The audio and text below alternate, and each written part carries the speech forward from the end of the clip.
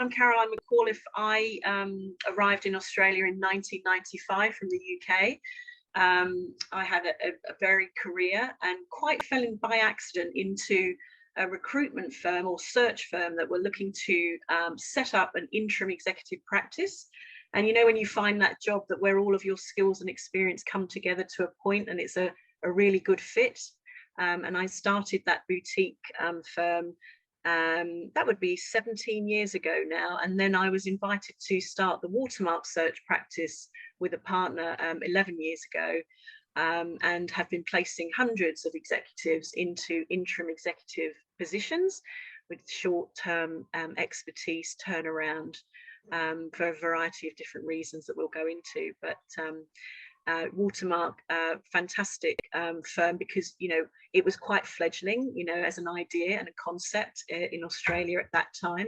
And so to join a search firm with 40 odd years experience in the local market, that gave us a real depth of network to actually start to really, you know, make people aware that there was this growing practice of people, mostly people who wanted to, you know, work more flexibly.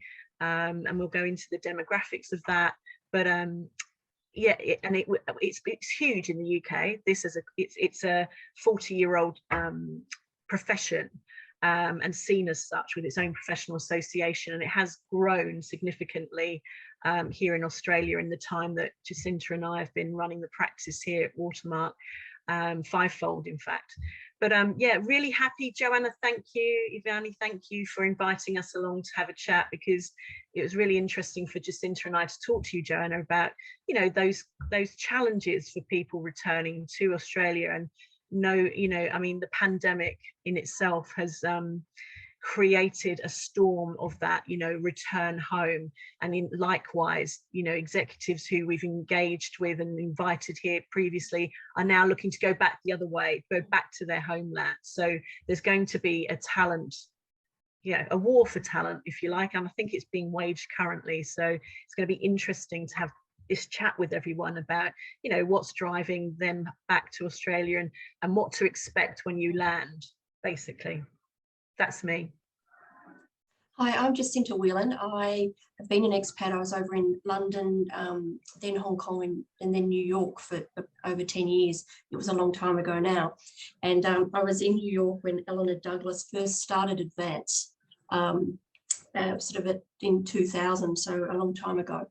And you know, I run the Melbourne practice of Watermark, and my specialty is interim, and I've been doing this, setting up businesses in interim in those markets, New York, Hong Kong and London, and really want to share with you from both. I've been an expat and I've come home, and I know how hard that transition was, you know, and the recollection I had when I was interviewing back here in Australia is, you know, you might have set up these businesses in New York and Hong Kong and London, but I'm not sure you could do it in Australia. And, you know, the affront of, oh my goodness, of course I can. But you know, the reasons I wanted to come home were weighted in my waiting schedule. And I wanted to come home for family. And someone had mentioned they're coming home, kids in high school. It's a real tipping point for a lot of people. What are your reasons for coming home? And then what do you give up? Hopefully not much, but not give up, but what do you trade for that? You know, maybe you trade a maid, you know, or an armour, maybe you trade a tax break, maybe you trade different things for that. So as much as we'd all love to land as softly as we possibly can, and that's what we want today to be about, what are some tips to help you land softly? There's also a reality to it as well. And I think the memory of what you have for Australia and the reality when you land are so different, because it should be the same. Moving to a new country, right, you know that's going to be hard, and you know that you're going to have to sort of put in the hard yards to make it work. But in our mind, coming home isn't the same. It actually is. It's just as hard as moving to a new country. So how do we frame that differently? I've got a whole lot of things. I've spoken to a lot of people in preparation for today who have come back to try to sort of consolidate some of their insights, some from a long time ago, some as recently as this week. So I think that the thing that stands out for me the most, though, is timing is everything in life, and often choosing the right time to come home is a big part. And for those who are looking, you know, post-COVID world, I think there'll be great opportunities.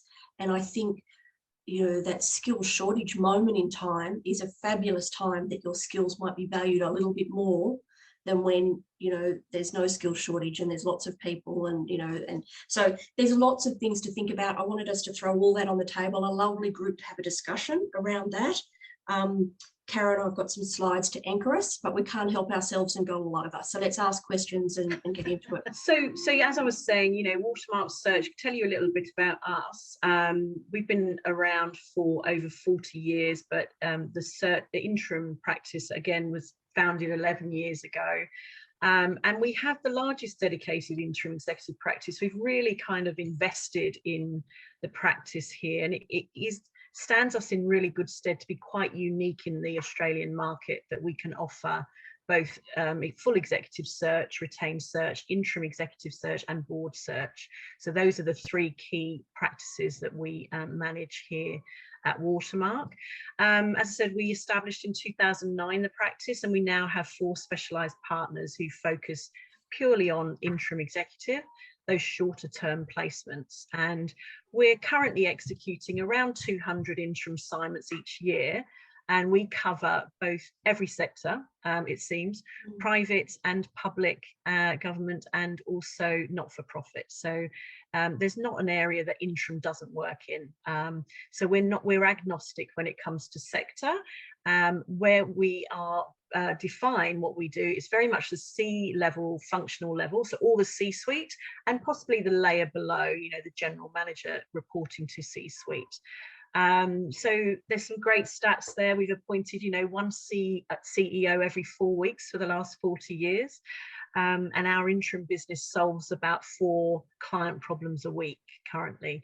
And 43% of our successful candidates over the past 3 years are either gender or culturally diverse. And we're very proud of that. That's happened quite naturally.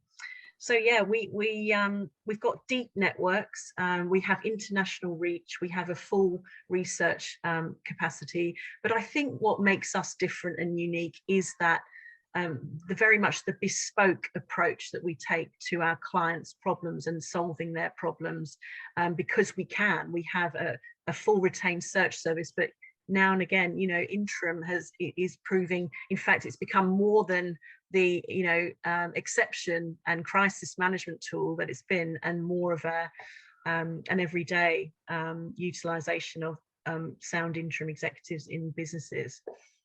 So that's that. Yeah, thanks, Ivani. One thing I'd say is what we're going to talk about today. So while Caroline and I are the interim partners across Sydney and Melbourne, the experience of being an expat and what we're going to talk about is whether you're coming home for a permanent job or interim sounds like something that might be interesting to get your foot in the door. The methods and some of the tools that you need are across either of those. So it doesn't sort of, what we talk about today isn't only for interim. The need to network and the need to stay part of your association are on return generally. So it's we talk more broadly than just interim, but happy to answer any specific questions about interim. Yeah, and I would say that's proven to be very useful for people coming back, as seeing interim as a way back into the market. Unfortunately, the permanent search space can be they will only call you if or meet you if they have an actual live search assignment, usually. So because we operate in the opposite way, we will actually meet and brief people, and register people and understand what their superpowers are and where they can work well. We can actually be that conduit to our search partners to actually refer you in to and keep you advised of permanent search work as well as the interim side. What I would say about COVID, which is the elephant in the room, is when COVID first happened, we thought our search business would fall off a cliff. It would stop. It didn't at all. If you still need a permanent person, you need a permanent person.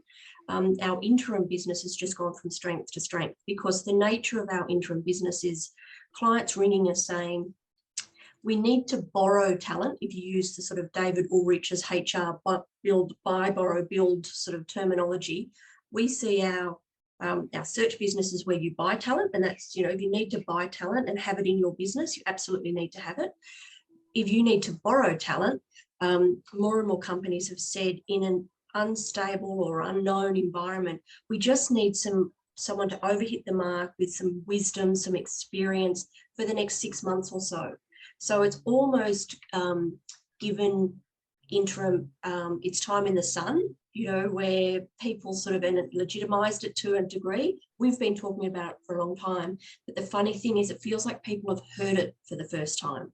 And that's very different. You can try and talk about it, but until someone's ready to hear it, and it feels like the market's ready to hear it. So when the calls come to our business, about 50% of them go to our search business because we actually need a permanent person. And about 50% of them come to Caroline and I to say, essentially, help. Can you help us solve a problem? And then when it comes to our bucket, out of that, 50% of those are a backfill, sort of hold the fort. So, you know, our CEO has left, our CFO has left, whatever it might be. We need someone to sit in that important chair for a period of time until we can find the permanent person. Or the other 50% is we've got a project or a problem to solve. Have you got someone that's solved this sort of problem before?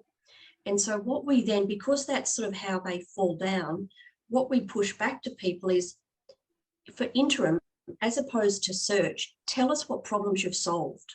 Because for you to get a foot in the market, it's what problem have you recently done somewhere overseas that the Australian market now is about to adopt or pick up or finally get to, and it's risen up.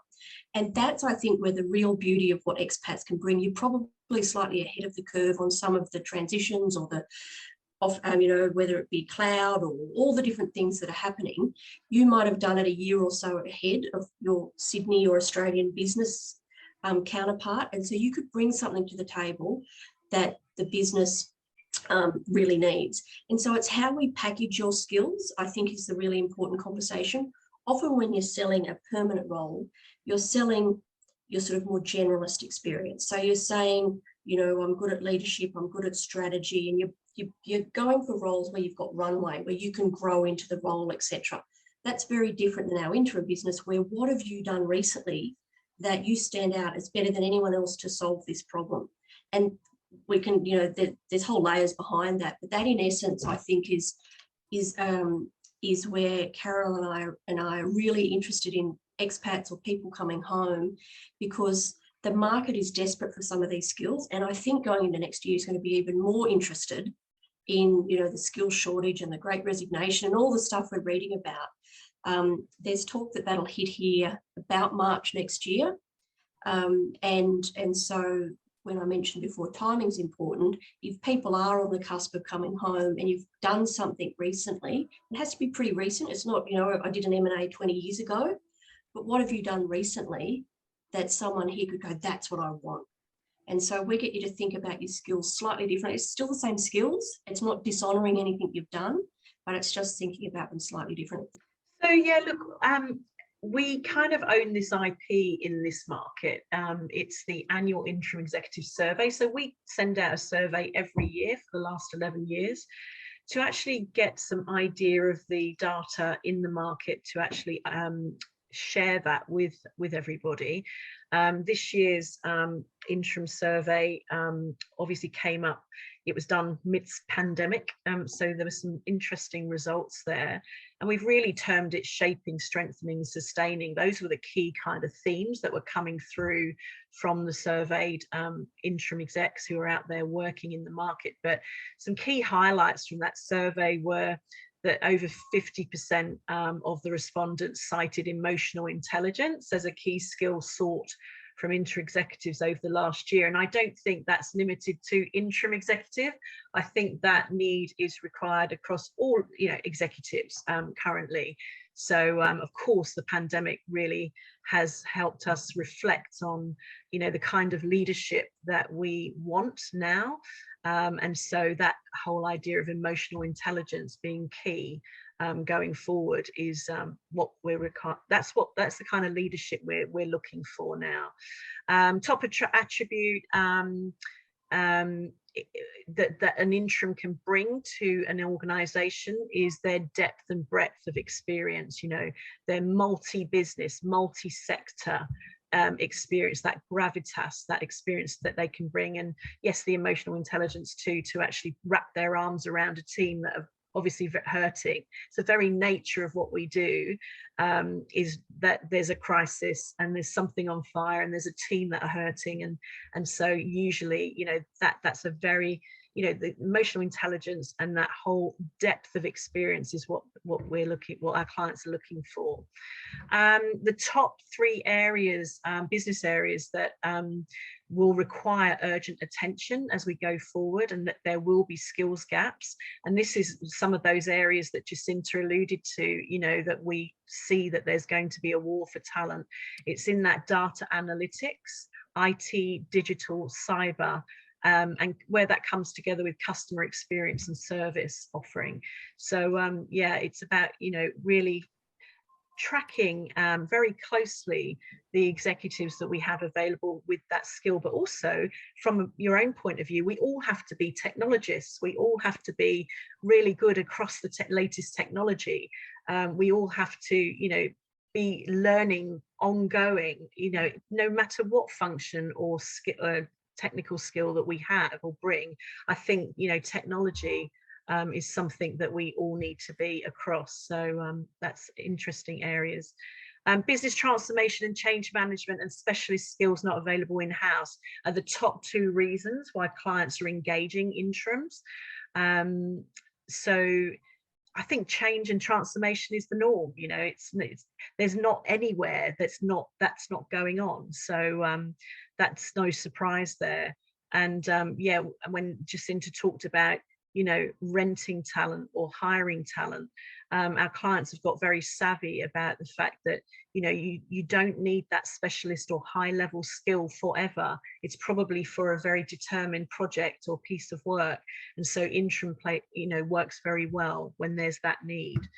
So yeah, the other interesting thing is, there has been a rise in the renting of talent to fill those skill gaps, and that will continue. There's going to be a lot of gaps. You know, the Great Resignation, it is actually happening. People are reflecting on, you know, the purpose of their work and why they go to work, and they want to see more engagement from the people they work with and for who. So they are questioning that, and so that's going to cause gaps. And I think they've been sitting tight for 18 months probably through the pandemic, because they don't want you know, the instability was quite scary, so they stay where they are. But there's also this thing, you know, March next year could be it. You know, it's a new year, things are looking more positive, and they've got more courage to actually jump now and actually be asking that question about, you know, what purpose, why should I come and work for you? And that's going to create gaps, and I think we're going to be busy filling those gaps with great interim execs. So, and you know, look, sorry, go on, carry on. I was going to say the data in that survey, we'll send you a link, because the data could just be useful for, there's a whole lot about which sectors are busy, you know, how long people are busy, how much people earn, if you're as an interim. So there's a whole lot of information there that we'd encourage you, if this is of interest to you, to look through. And, you know, it's not just people that Watermark have placed on interim assignments. We take that out to the whole marketplace. So there's people who've got work through their own channel. So it's the Australian data, and it's the only reference to Australian data. The rest you probably pick up from US or Europe. We thought we'd give you just a sense of some of the, you know, it really is across the sector. You know, people, one of the key questions, you know, what types of assignments have you worked on? So we've just put a couple up there. I'm not going to read through them all, you can do that. But, you know, the sectors, the function, let me start with this. The 2 areas that have been asked to do really heavy lifting over the last 12 months functionally are the finance teams have been asked to do a lot with COVID, cash flows, you know, government grants, all sorts of stuff. And the HR people have been asked to do a lot. People working from home, productivity, mental, you know, health, mental health, etc.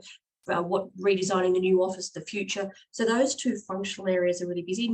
We're also working in other areas, but if we sort of take a snapshot of where it's really busy, and as we come out of COVID, what we're seeing and hearing from our clients is they are really looking at operational change. So some of the more operational people are what they're now going to ask and into next year.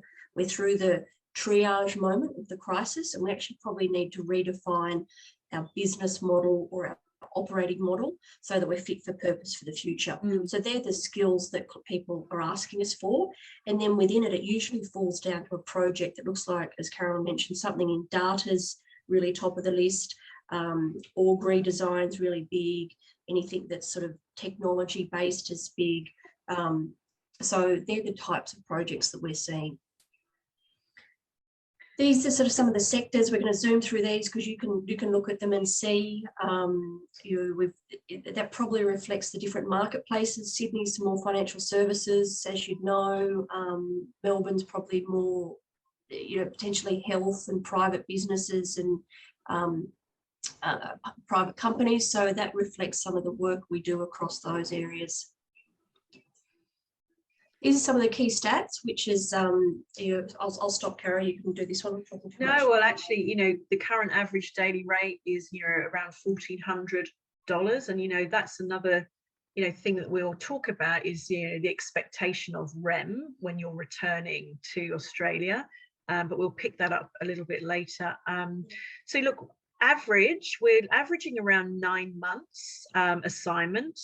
So we're starting really at 3 or 6 months coverage if it's a caretake type scenario where you're caretaking that role for a period of time because some event is happening, and in all likelihood it could be a permanent search that is taking longer to actually fill in. You can't afford not to have that role and team have a leader in that period of time. And then again, transformational change project type work definitely sits at the upper end, the 12 to 18 months even assignment. We are busy, across doing client business development meetings. We had 373 between the 4 of us last year. And we're also registering, interim execs who are, those looking to work in the market. So 725 of those. So we're pretty busy at the moment. In next steps, look, let's talk about that for you because we're short on time. So what would we recommend? We would recommend that you keep a very active eye on the Australian market if you are thinking about coming home, and particularly on your area of specialisation. So, do your research on the search firms, recruitment firms that are very active in your potential, in your specialisation, and make connections, network with those heavily, get in on their radar, and use LinkedIn as well to actually. That's being used a lot, by recruiters to actually, converse and introduce yourself. I know as an expat on that point, one of the first things you probably do is jump into the Sydney Morning Herald, The Age, or wherever you're from each morning just to keep across the news of the day. So it's with that sort of, not the regularity of every day, but you are aware of what's happening in Australia at that level. So you've still got touch points, if the mining boom's happening or not, or so use the knowledge you've got. A lot of people say to me, I haven't kept up my network, and that's one of our sort of biggest things. It's actually not a good enough excuse to say you haven't. It's not an option not to. So you need to be active with either your professional association, or when you do have those trips home, you need to, yes, they're usually about family time, we know that, but in order to stay connected and repatriate well, you have to then commit to 1, maybe 2 meetings that actually keep your network alive to some degree. The thing about networking is it's interesting because we've got people who are in the Australian market and we all get busy in our jobs, your head down, and they come to us and say, I haven't kept my network up. So you're actually probably just as well networked as people who've been in Australia for the whole time. So you actually have to sort of take that off the table as it's not. And your network, there's sort of a social contract with people that says when you reach out to your network, you only do that when you need them. And we all trade this game. And if people have agreed to catch up with you for a coffee, they've already engaged in a social contract that says, I'm willing to help in some or any way that I can. So it's your job to find ways for them to help you, and not just go to the meeting and, you know, catch up and share all the great expat stories you've had, but actually, you know, this is what I'm doing in my career. And if you ever see opportunities like this, so you've actually got to help them to help you.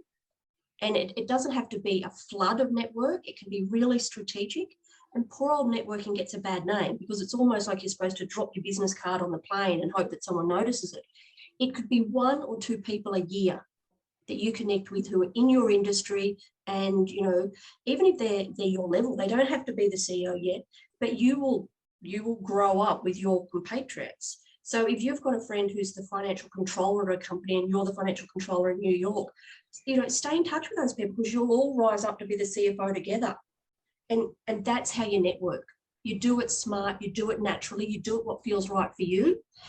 And you actually take off the excuse that I don't have a network, because it's probably, yeah, we've got to just take off the things that we can do and take away the things that are too easy to say, oh, it's too hard.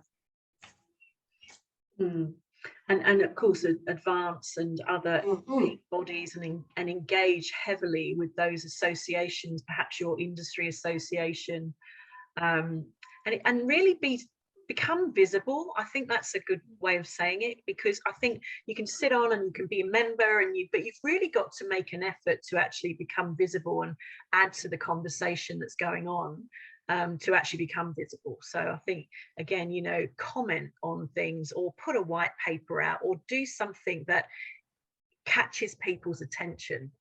I think that would be a piece of advice.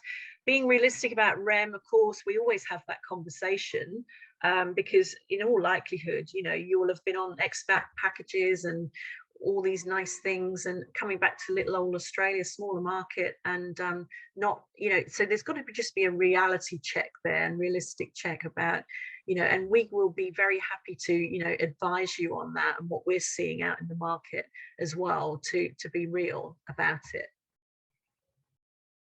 You've got to have something to offer them.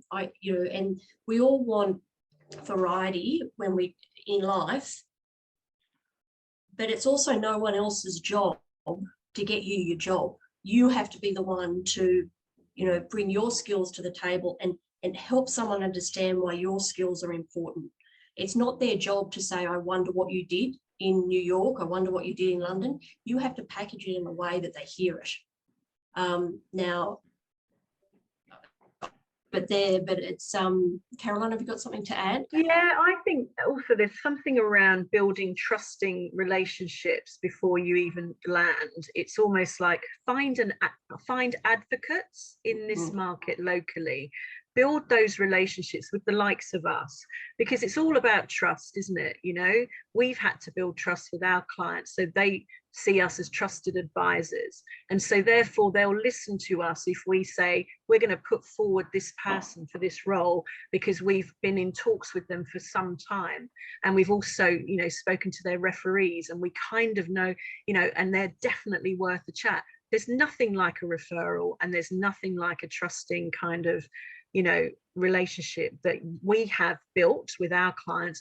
So find those advocates, I would say, in this market would be, you know, a good place. And it's probably the likes of us. It's probably, you know, someone who's very active in, as I said, in recruitment or in search here, or even board directors, you know, who have clout, who have, you know, a say.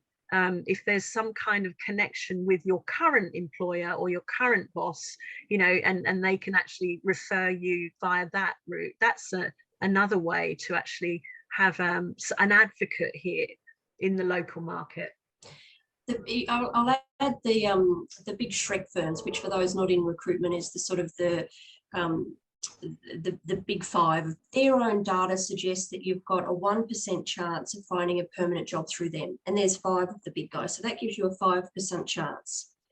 Then you've got all the sort of the other recruiters, which is sort of the likes of us and others, and so the stats there suggest the best place to find a job is still your own network, whether you're an expat or a local. It's probably 80 to 90% of your opportunity to find a job, which goes back to that why that networking is so important, that advocacy that Caroline's talking about.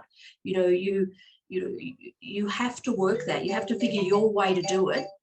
over your journey, but that will yield the best dividends for you in landing well back home.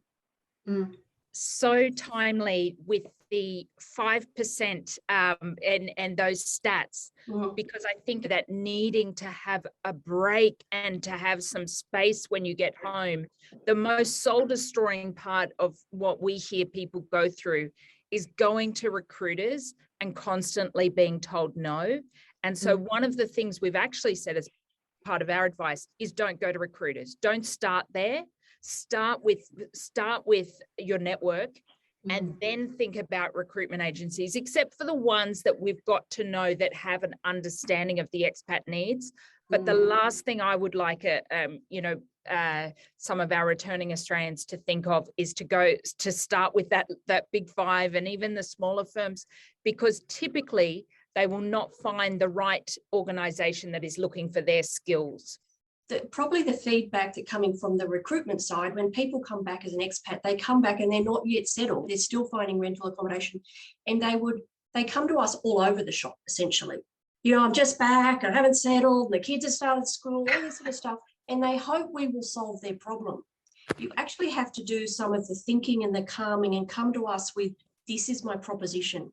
It's not anyone else's job but yours to know what you bring to the table. So I get it. The first thing you'd think, it's really easy an action point. Let me go and tick off the recruiters. Then I feel like I'm doing something. The best work you can do is actually do the thinking work yourself, so that when you present to the recruiter, you are calmer, you are more concise, because you don't want that first impression to be this person who was all over the shop. You could be really good and clever at what you do, but you sort of miss your moment because you're like, oh, I haven't figured this out, blah, blah, blah. What's the market? I don't understand, and no one values me, and all this sort of stuff. Give yourself 3 months. Don't come home thinking I've got to have a job in the first 4 weeks, because it's actually not going to happen. At the executive level, it takes between 6 to 12 months to find a job, whether you're in Australia or an expat. And as an expat, we'd all like to fast track it. Of course we would. And in 4 weeks, I'm going to have a job. It doesn't happen. So that's not, it's not because you're an expat. That just doesn't happen. Then you can either have a skill set that's got a broad market reach. So say financial services has a lot of players in it, or you've got this niche product, which is really deep. And then the way you market that is just different, because you could probably wrap your arms around everyone who pretty easily, who is in your marketplace, who can afford it. And so there's probably 200 people in the world that do that. And then that's a marketplace in itself. So it's not a big market, but it's a market. And if you've got the name and the reputation in it, it could keep you busy. Very different approach of how you look at what you do next than someone in a broad FMCG or, manufacturing or mining, which is, you have to go broad. Either have advantages and disadvantages. You just have to look at what are your advantages to work, and then work it really hard. And then don't worry about the rest, because you're staying niche. And if that's what you want to do, own it. What I would say is, often when you're an expat, you're in the fast lane of life, and you've jumped on that lane, and you've taken opportunities, and they're all there. And we need to capture some of that, which is the wonderful part about being an expat, and marry that with the reality of when you come home. Often people haven't been in the fast lane, so they don't have a reference point for some of the wonderful things you've done. So it's meeting halfway of what do you bring to the table, but solution selling for them. So instead of, this is what I want when I return, I want, what do they need that you could possibly solve or help them with? What skills are you bringing back on the table that could really help them? So you're getting what you want in the end. You want a roll back, and you need to land softly, but you're also helping them solve their current problem. And it's that sort of the combination, because the opposite side of expats wanting to come back and land well, and I speak from personal experience, is the other person often just hears an experience maybe that they didn't have. So they made different decisions in life, but they don't have your reference point. And it's not that either is better or worse, but you have to find the common ground where there's a benefit to both people. Because sometimes the people over in this side, when they talk to us and they say, what about expats? Oh, they'll want too much money, or they'll want the expat package, or they'll want us to pay for their kids' school, or, they'll tell us we're doing it wrong, or they'll tell us we're behind the times, or whatever. So it's this really fine balance to get right. Be kind to yourself. You think you should know it because it's your home, and your memories of it and the reality of this disconnect that it's really hard to glue together. You get when you move to Asia or to wherever that it's going to be different, so you're prepared for it. And yet every preparation you've got coming home is that you should know this, you've got this. And then everything's different. And yet some of the people haven't moved, they're still talking about the same things. But how can they be talking about the same things but it be so different? It's really hard to get all that wired correctly in your head. That's so true, and great advice. And I think one thing I would add to that is you've got this real sort of time that it takes to kind of, and being gentle to yourself is such an important part of that. But what I think is really interesting is after you've been here about a year, maybe a little longer during COVID times, but after you've been here for about a year or so, you realize what a small town each of our cities is, and how you're connected to most Australians by about 1 or 2 degrees of separation in your field. And I think that's very reassuring, that why it might seem very foreign when you come back, and some of those conversations, for me, it's about renovations. Everyone's obsessed with renovating. And but soon enough, you realize that it isn't that hard to get your head around the networks here. We've got some great tips here. Thank you, Jacinta and Caroline. Incredible tips. And I think really narrowing down on helping other people help you. I think if there's one thing we can take out of it, going to every conversation with a potential networking conversation, but it's just a chat really, but have in your mind how they can help you. And be prepared to ask them. And I think people are increasingly in those networking conversations, tell me what's one thing I can do to help you. They're being more upfront about that, and so be prepared for that question, and to really know what your ask is.